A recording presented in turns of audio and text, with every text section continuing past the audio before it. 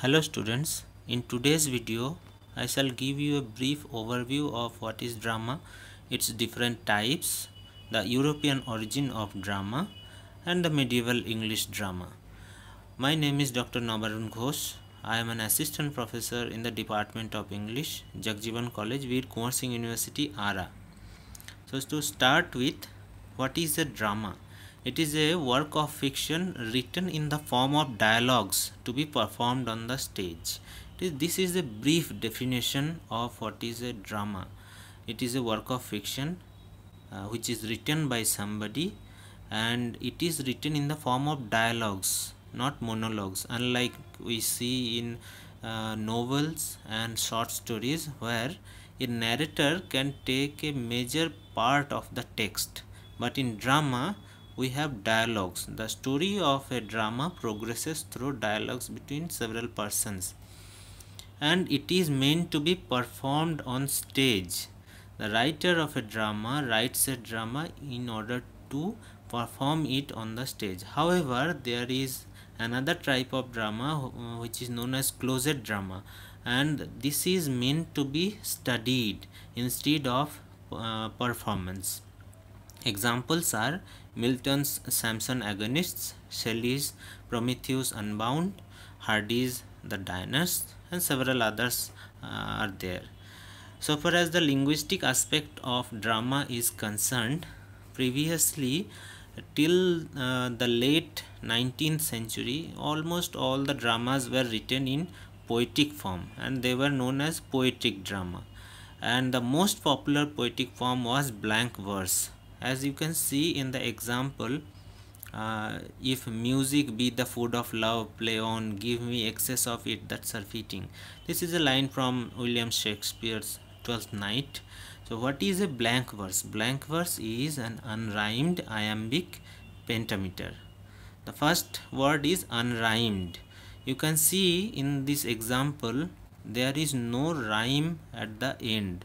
See the last two syllables, on and ting, play on and surfeiting, these two words, they do not rhyme with each other. That's why I am unrhymed. And the second point is iambic. Iambic meter is a meter where an unstressed syllable is followed by a stressed syllable. See in this example, if is unstressed, mu is stressed, sick is unstressed, be is stressed. Similarly the line goes on, if music be the food of love, play on. So it is an unrhymed iambic line. And pentameter, see within the two slashes we have 1 meter. If mu is 1 meter, sick be is another, the food is another, of love and play on. So we have 5 meters. That's why it is called pentameter. So a blank verse is unrhymed, iambic and pentameter. It is to be read like this: if music be the food of love, play on. We have to give stress on the stressed syllable.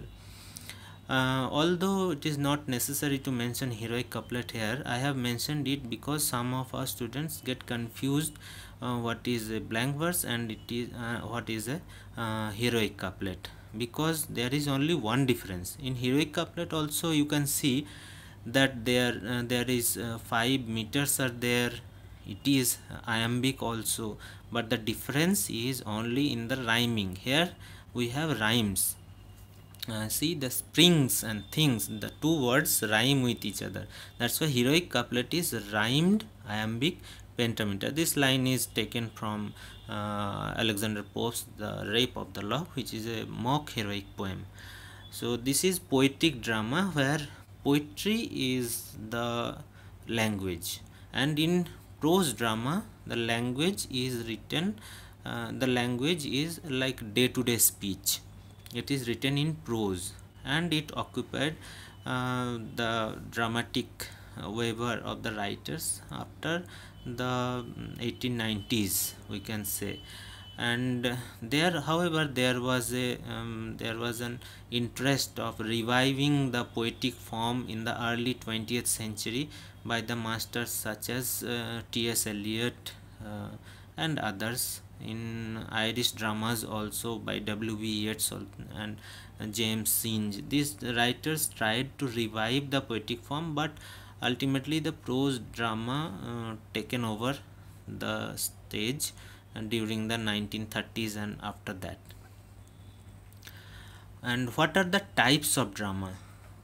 Here I have first mentioned play. Play is the closest, or you can say, synonym of drama, and which I will be talking about in the later part of my videos, and in other videos also. Play will be our focus. And in India we have folk forms of play such as Nautanki in Uttar Pradesh, Jatra in West Bengal, and Natakam in Andhra Pradesh, Tamasha in Maharashtra. These are the forms of plays in India. Mime, in mime there is no speech unlike the other dramas, and the performance is made through only the body language and facial expressions. The story goes like this. And in opera we have musical dialogues, and all the dialogues are through musics only. And Mozart is one very famous name in the field of opera. In India we have Tagore's Giti Natyas. As the name suggests, Giti Natyas, we can see Geet and Natya, both are there. So there is somewhat similarity between opera and Tagore's Giti Natya. However, it is a debatable issue among scholars. Examples such as Chandalika, Chitrangada, these are Rabindranath Tagore's Giti Natyas. Then ballet, and this is performed by formal dance and music. In opera, the musical dialogues are more important in comparison to ballet, where dance is more important, and the dance is formal dance, and it is specifically made for performance on the stage. Now we come to origin of European drama, and it started in the city of Athens, that is in Greece, almost 2500 years ago, during 534 BC. At that time there were three varieties. They were tragedy, comedy and satire plays. Tragedy is, as we can see from the title, it is tragic end is there in the dramas. Comedy is just the opposite, and satire play, as the name suggests, there was an element of satire including farce, and it is somewhat similar to burlesque, and both tragedy and comedy both were there in satire plays. The most famous names that the trios or of classical tragedies are Aeschylus, Sophocles and Euripides, and in comedy we have Aristophanes and Menander. And satire plays, not so famous in comparison to the tragedies and comedies of Aeschylus, Sophocles and Euripides, Aristophanes and Menander.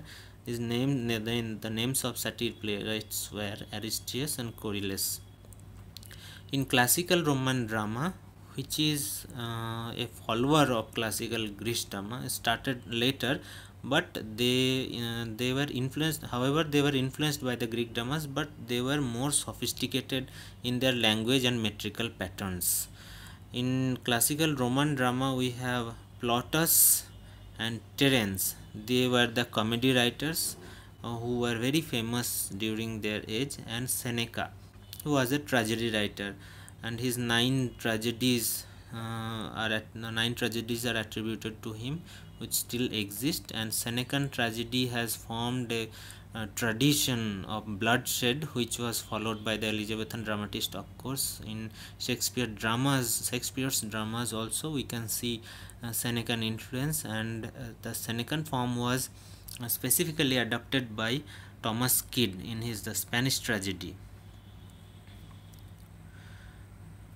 Now we come to medieval English drama, which is the focus of this video.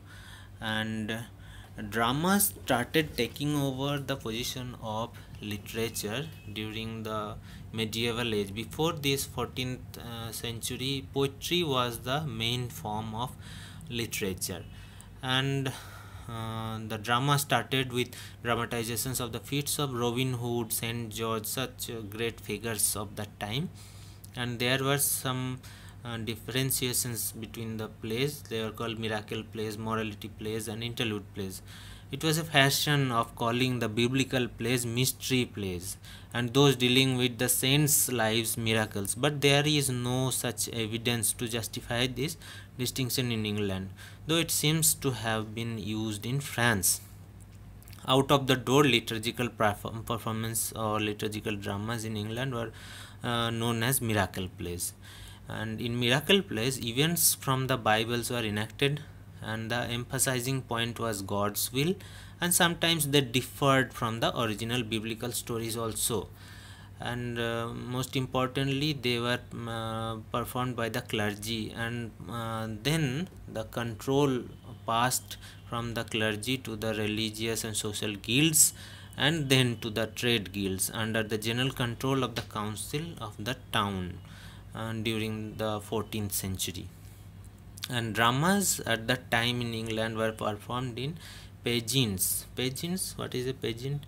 We have idea about stage, but pageant is a movable stage with two floors. One is ground floor, which served both as a retiring room or the green room, and the purpose of hell also.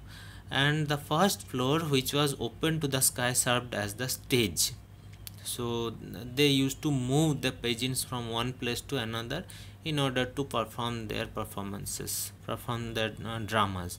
And during Corpus Christi, which fell in the month of May or June, and at that time that is summer, and the weather was clear, and at that time the dramas, the cyclical plays began to attach themselves to the feast, and it went for several days, even months also. And that time there were 4 cycles.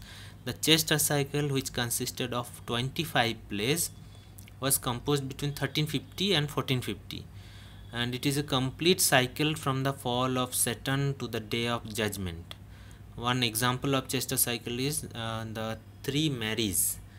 Another cycle is the York cycle, which consisted 48 plays, and it was written between 1350 and 1400.